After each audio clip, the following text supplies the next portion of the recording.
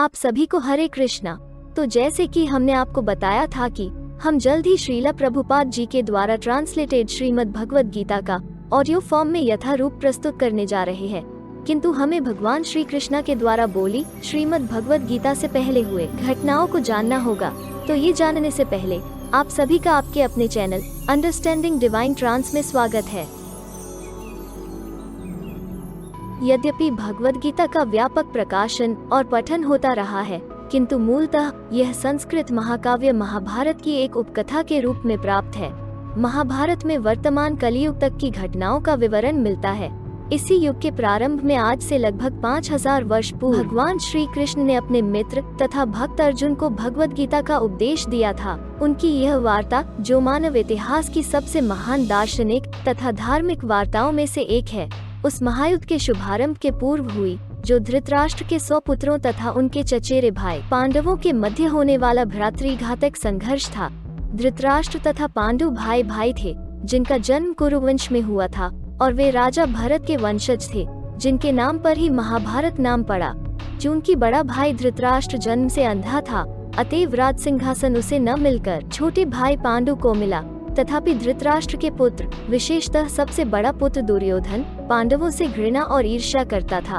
अंधा तथा दुर्बल हृदय धृतराष्ट्र पांडु पुत्रों के स्थान पर अपने पुत्रों को राज्य का उत्तराधिकारी बनाना चाहता था। इस तरह धृतराष्ट्र की सहमति से दुर्योधन ने पांडु के युवा पुत्रों की हत्या करने का षड्यंत्र रचा।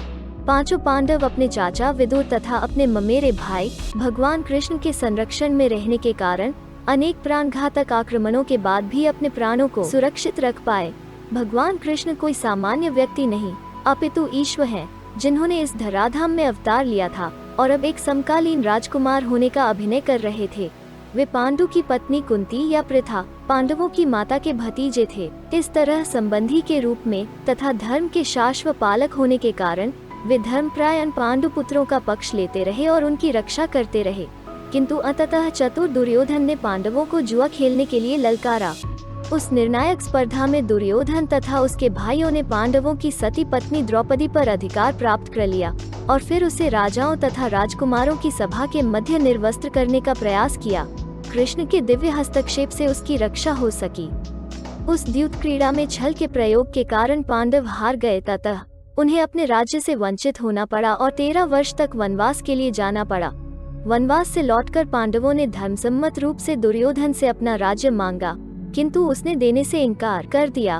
क्षत्रियों के शास्त्रोनुमोदित कर्तव्य को पूर्ण करने के लिए पांचों पांडवों ने अंत में अपना पूरा राज्य न मांगकर केवल 5 गांवों की मांग रखी, किंतु दुर्योधन सुई की नोक भर भी भूमि देने के लिए सहमत नहीं हुआ। अभी तक तो पांडव सहनशील बने रहे, लेकिन अब उनके लिए युद्ध करना अविसंभावी हो गया। विश्व भर के राजकुमारों में से कुछ धृतराष्ट्र के पुत्रों के पक्ष में थे, तो कुछ पांडवों के पक्ष में। उस समय कृष्ण स्वयं पांडवों के संदेशवाहक बनकर शांति का संदेश लेकर धृतराष्ट्र की राजसभा में गए। जब उनकी याचना अस्वीकृत हो गई, तो युद्ध निश्चित था। अत्यंत सच्चरित्र पांचों पांडवों ने कृष्ण को पूर्ण पुरुषोत्तम भगवान के रूप में स्वीकार कर लिया था, किंतु धृतराष्ट्र के दुष्ट पुत्र उन्हें नहीं समझ पाए थे। तथापि कृष्ण ने विपक्षियों की इच्छानुसार ही युद्ध में सम्मिलित होने का प्रस्ताव रखा। ईश्वर के रूप में वे युद्ध नहीं करना चाहते थे, किंतु जो भी उनकी सेना का उपयोग करना चाहे कर सकता था। प्रतिबंध यह था कि एक ओर कृष्ण की संपूर्ण सेना होगी तथा दूसरी ओर वे स्वयं एक परामर्शदाता तथा सहायक के रूप में उपस्थित रहेंगे।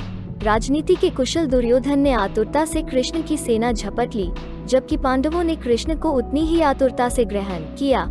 इस प्रकार कृष्ण अर्जुन के सारथी बने और उन्होंने उस सुप्रसिद्ध धनुर्धर का रथ हाँकना स्वीकार किया।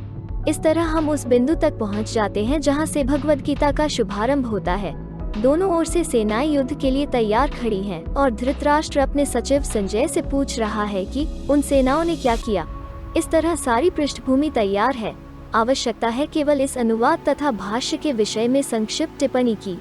भगवद गीता के अंग्रेजी अनुवादकों में यह सामान्य प्रवृत्ति पाई गई है कि वे अपनी विचारधारा तथा दर्शन को स्थान देने के लिए कृष्ण नामक व्यक्ति को टाक पर रख देते हैं। वे महाभारत के इतिहास को असंगत पौराणिक कथा मानते हैं तथा कृष्ण को किसी अज्ञात प्रतिभाशाली व्यक्ति के विचारों को पद्य रूप में प्रस्तुत करने का निमित्त बनाते हैं। अथवा श्रेष्ठतम संदर्भ में कृष्ण को एक गौण ऐतिहासिक पुरुष बना दिया जाता है, किंतु साक्षात कृष्ण भगवद गीता के लक्ष्य तथा विषय वस्तु दोनों हैं, जैसा कि गीता स्वयं अपने विषय में कहती है। अतः यह अनुवाद तथा इसी के साथ संलग्न भाष्य पाठक को कृष्ण की ओर निर्देशित करता था, उनसे दूर नहीं ले जाता। इस दृष्टि से भगवद गीता यथारूप अनुपम है। साथ ही इसकी सबसे बड़ी विशेषता यह है कि इस तरह यह पूर्णतः ग्राह्य तथा सांगत बन जाती है, चूँकि गीता के वक्ता एवं उसी के साथ परम लक्ष्य भी कृष्ण है।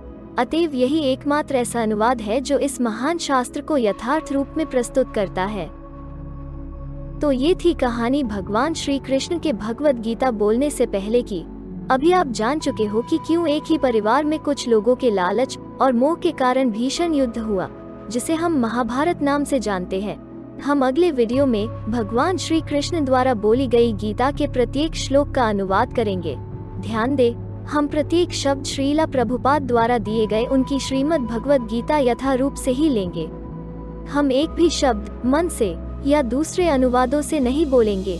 हम प्रयास करेंगे कि हर रोज हम एक श्लोक का अनुवाद का वीडियो डालेंगे, जिसे आप हर दिन सुबह सुनकर अपने दिन की शुरुआत मंगलमय तरीके से कर पाए, और ऐसे ही हर दिन भगवद गीता के श्लोक सुनकर अपने जीवन को सर्वोच्च स्तर पर ले जाए और अंत में आप भगवत धाम प्राप्त करें। इसी आशा के साथ मैं विदा लेना चाहूंगी। तब तक आप बने रहे हमारे अन्य वीडियोस के साथ। हरे कृष्णा।